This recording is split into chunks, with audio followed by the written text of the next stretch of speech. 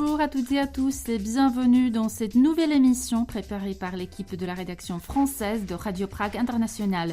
Au sommaire aujourd'hui, un train tchèque pour lutter contre la drogue en Europe centrale.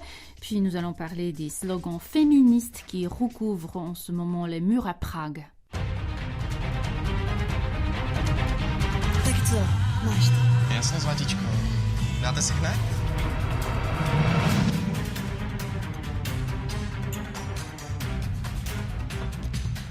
Chceš jet se mnou taky na vejlet? Vous avez peut-être remarqué sa présence à la gare de Dejvice à Prague ou ailleurs en République tchèque, en Allemagne ou en Slovaquie. Depuis 5 ans déjà, le Revolution Train et son équipage organisent des animations de prévention destinées aux adolescents pour les prévenir des dangers de l'usage de drogue. Ce train, pas comme les autres, rencontre un fort succès. 160 000 personnes l'ont déjà visité, parmi lesquelles Marion Gallard. 6 wagons, 4 salles de cinéma et 8 salles interactives. Le Revolution Train s'est spécialisé dans la prévention 2.0. C'est en 2005 que Pavel Tuma a eu cette idée novatrice de créer ce train anti-drogue. Son but, sensibiliser les adolescents aux dangers de la consommation des substances légales comme illégales. 10 ans plus tard, le train était ouvert au public. Pendant 90 minutes, les jeunes, âgés de 12 à 17 ans, assistent à une projection en 4 parties, entrecoupées d'expériences interactives. Cela ressemble un peu à un futuroscope de la prévention. En plus du film, se trouve là aussi un couloir censé reproduire les effets hallucinogènes de la drogue. Une cellule de prison, un commissariat et même une voiture accidentée. Les bruitages et les murs représentant l'intérieur d'un corps humain dévasté viennent compléter cette ambiance quelque peu apocalyptique. Le tout est encadré par des intervenants formés à la prévention, parmi eux Martina Matuštíková, également coordinatrice du projet. Lorsque nous nous arrêtons dans une ville, nous visons à sensibiliser principalement les enfants âgés de 12 à 17 ans. Nous invitons les écoles. Les élèves remplissent tout d'abord un questionnaire sur leur consommation de drogue. Par exemple, nous leur demandons s'ils ont déjà fumé des cigarettes, du cannabis ou bu de l'alcool, à quel âge ils ont essayé ces drogues pour la première fois, pour quelles raisons et où ils se les ont procurées. Nous leur posons aussi des questions sur ce qu'ils font de leur temps libre, s'ils font du sport ou s'ils passent leur journée à s'ennuyer, à jouer sur leur ordinateur portable. Après ça, nous leur montrons un film inspiré d'une histoire vraie. À certains moments, le film se met en pause, ce qui nous permet de leur demander comment ils auraient réagi à la place des personnages. Par exemple, s'ils auraient accepté la cigarette que leur offre un ami ou s'ils seraient montés dans la voiture d'un conducteur saoul après une fête. If somebody offers them, if they get on the car with drunk driver and so on. Jsme se mohli zabít. Hej, no co glouzne, se neměli strach, že to bylo super. Martina Matuštíková insiste sur le fait que le programme de Revolution Train n'a pas pour objectif de donner une leçon de morale, mais bien de faire réfléchir les participants afin que ceux-ci puissent tirer eux-mêmes leurs propres conclusions.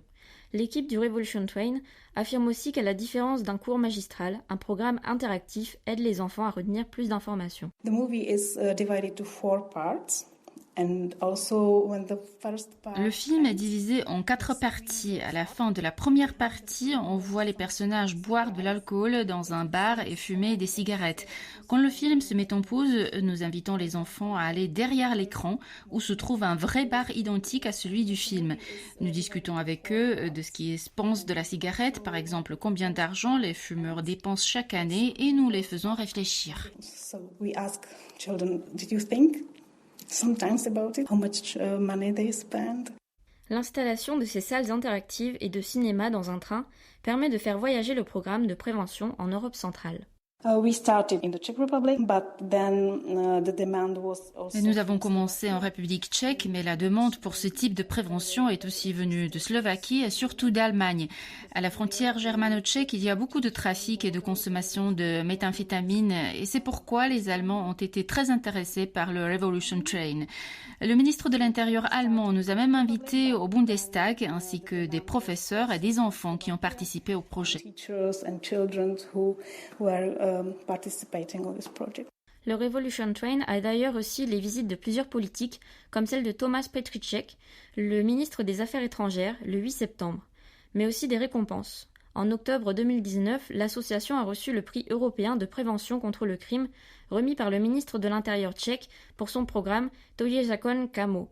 En français, c'est la loi MEC, qui faisait intervenir des officiers de police dans les écoles en montrant le film réalisé par Revolution Train. En effet, les activités de l'association ne se limitent pas qu'au train, comme l'ajoute Martina Matuštíková. So this is for our school children, and in the afternoon we invite Le programme dont je viens de parler est pour les écoliers, mais l'après-midi, nous accueillons aussi des familles. Le train est ouvert au public toute la journée. La capacité d'accueil du train est de 500 personnes par jour. De plus, quand nous sommes dans une ville, nous présentons les associations locales de lutte contre la drogue, la police ou la Croix-Rouge pour que les enfants sachent à qui ils peuvent s'adresser s'ils ont un problème. Dans les grandes villes, nous organisons également des ateliers pour les conseillers municipaux afin qu'ils voient comment le projet fonctionne et décident s'ils veulent voir le train s'arrêter ou pas dans leur ville. and they can decide it easily whether they want the train to their city or not. La semaine dernière, le Revolution Train a entamé une nouvelle tournée en République tchèque. Avec un premier arrêt dans la petite ville de Milovice, Bohême centrale, il rentrera à Prague mi-novembre. L'entrée est gratuite et autorisée à partir de 10 ans pour les enfants accompagnés d'un adulte.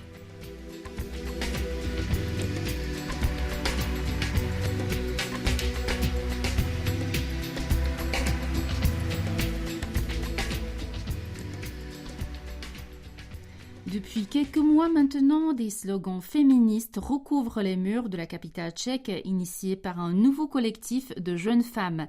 Améline Roussel a rencontré 2 de ses membres. L'une est étudiante à Bordeaux et la seconde est en sciences de l'audiovisuel à Prague. Toutes 2 souhaitent rester anonymes. Alors qu'il existe très peu de mouvements féministes en République tchèque, depuis quelques mois maintenant, ce nouveau collectif qui ne porte pas de nom s'est lancé dans des collages visant à dénoncer le sexisme, comme cela s'est fait dans d'autres pays d'Europe. Née en septembre 2019 à Paris, cette idée a déjà fait des émules en province, au Portugal et ailleurs. Aujourd'hui, c'est au tour des féministes tchèques de s'en inspirer. C'était quand j'étais à Bordeaux, j'ai entendu grâce à mes amis. Et là, les collages, il y avait partout. Et comme ça, je me suis dit, waouh, c'est quoi ça? Et en fait, comme ça, j'ai entendu que ça a commencé au début de septembre à Paris. Et je me suis dit que c'était un projet extrêmement intéressant. Et puis après, on a commencé à faire ça à Prague. Mais c'était grâce à une amie à Bordeaux qui est venue à Prague parce qu'elle était ici en Erasmus. Et on a fait une réunion, on n'était que trois filles. On a discuté de sujets, de ce qu'on veut créer comme les slogans. Certaines fois, les collages restent plusieurs jours sur les murs, d'autres sont arrachés dès le lendemain. En effet, il arrive que des slogans ne plaisent pas à tous. Ce qui nous est arrivé, c'est qu'on a collé un slogan qui était en anglais et il y avait écrit 7000 femmes sont violées chaque année en République tchèque. Et quelqu'un a retiré juste le numéro 7. Donc on s'est dit c'est assez bizarre qu'il manque qu'un numéro 7 et comme ça c'est juste 0. Donc. Parmi les slogans, certains sont donc en anglais. Elles nous ont expliqué avoir fait ce choix pour gagner en visibilité pour que les étrangers puissent également comprendre. Interrogées sur le futur de leur organisation et de leurs projets, elles souhaitent agir pour la lutte féministe mais également en faveur de la justice sociale. Moi, je voudrais vraiment former une sorte d'organisation comme ça, mais j'en suis sûre si ce sera vraiment une organisation féministe ou une organisation qui est plutôt orientée vers la justice sociale et tout ça, parce que c'est tous les problèmes qui sont pas vraiment discutés. Ce qui m'intéresse, c'est plutôt de rejoindre déjà le groupe de Consent et de faire avec eux quelques workshops, etc. En effet, de nombreuses inégalités et stéréotypes perdurent. Pourtant, aucune discussion n'a lieu sur ces sujets-là. Ça dépend sur les problèmes qui sont soulevés dans la société. Par exemple, en France, j'ai vu le mouvement de MeToo qui a commencé l'année dernière par Adèle Haenel et tout ça. Ça n'existe pas ici en République tchèque parce que il n'y a pas de problème. Le problème n'existe pas, donc une solution n'existe pas aussi. Je pense qu'il y en a des femmes qui ont parlé dans l'espace public, mais je pense qu'elles étaient souvent un peu ignorées, ou les réponses des autres gens sur les réseaux sociaux étaient plutôt agressifs, et ils ont dit maintenant on a MeToo, donc tout le monde va commencer à parler des choses qu'ils ont imaginées. Pendant notre rencontre, les deux étudiantes ont également fait référence au réalisateur Jiří Stráh, qui a publié une photo de lui avec un t-shirt portant l'inscription « Je suis Weinstein ». Par ailleurs, le cinéma est loin d'être un domaine épargné par les stéréotypes sexistes, puisque selon l'une d'elles, qui fait des études d'audiovisuel, la République tchèque est rétrograde. Quand il s'agit de films, on a, d'après moi, vraiment un problème grave ici. On a le film le plus sexiste du monde, je dirais, parce qu'il y a beaucoup de films qui sont focalisés justement dans la situation de relation et la situation des femmes est vraiment beaucoup sexualisée, et leur seul but c'est de trouver un bonhomme de rester avec pour le reste de son vie. Ouais. De manière plus générale, nos interlocutrices regrettent que la situation des femmes en République tchèque ne soit pas un sujet suffisamment abordé. Mais moi aussi, je me suis dit, il n'y a pas beaucoup de problèmes et tout ça, mais quand j'ai commencé à faire les collages, quand j'ai commencé à me renseigner plus sur les informations en ce qui concerne les viols, les harcèlements sexuels et tout ça, je me suis dit, c'est toujours une problématique, mais bien sûr, c'est partout. Par exemple, il y a ce que j'avais déjà dit, c'est qu'il y a 7000 femmes qui sont violées chaque année en République tchèque, mais que 2% de violeurs, elles sont accusées, mais ce ne sont que 2%.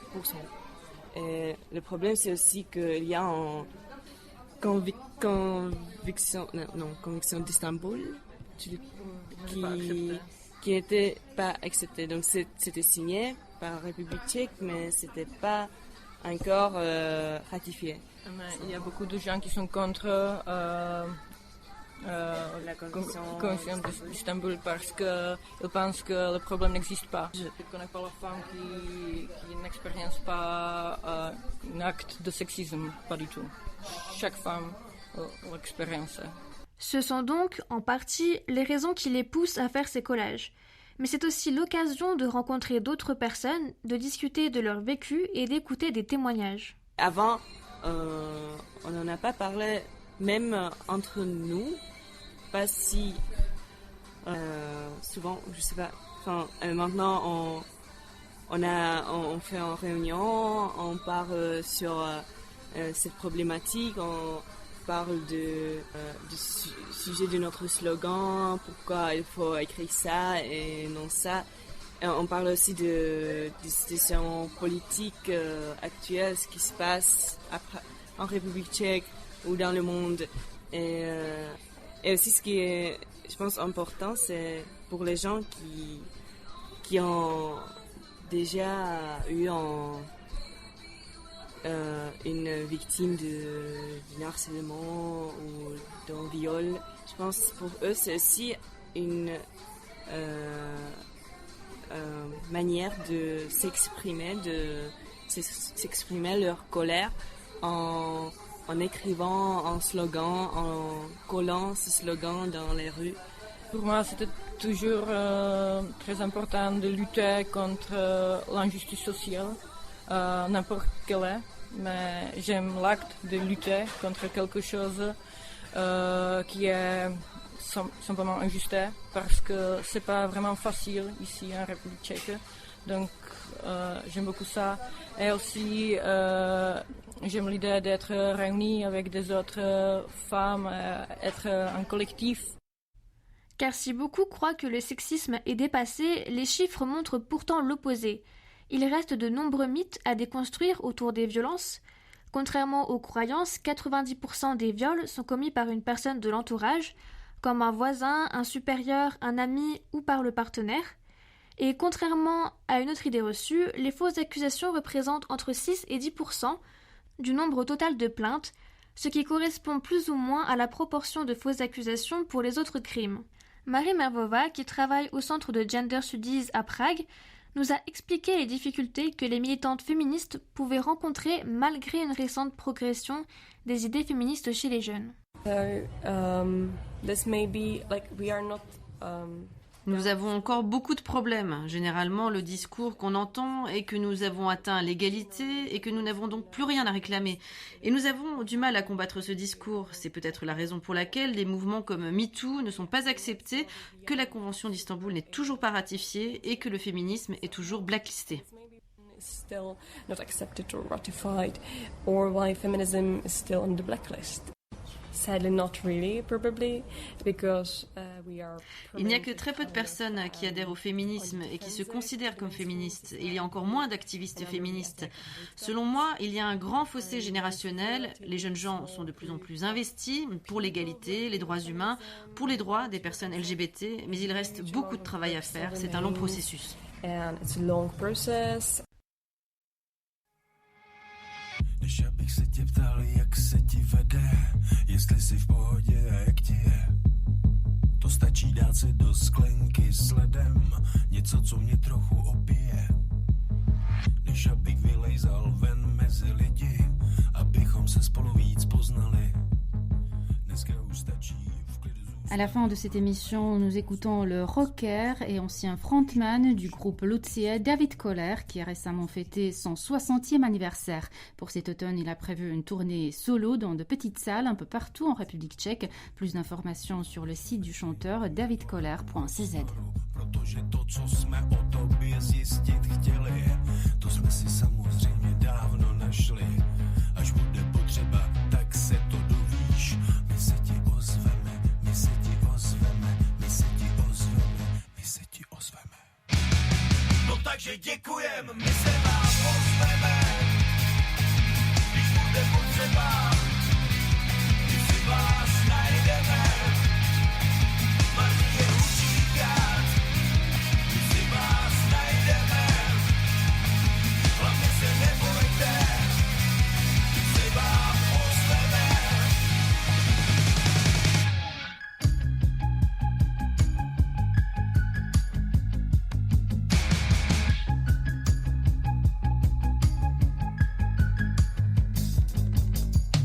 Možná, že nevíš, kdo s tebou zrovna mluví, ty si mě ani nikdy neviděla. Přitom se ale velmi dobře známe, abych byl přesnej, aspoň já tebe. Když ale je tě pořád všude plno a všechno rovnou odhazuješ do sítí, to se pak snadno sbírají data, bude ti z tebe nablití. No takže děkujem, my se vám ozveme. Když bude potřeba, my si vás najdeme. Marnie utíkat, my si vás najdeme. Hlavně se nebojte, my se vám ozveme, ozveme. Co kde a s kým? Vše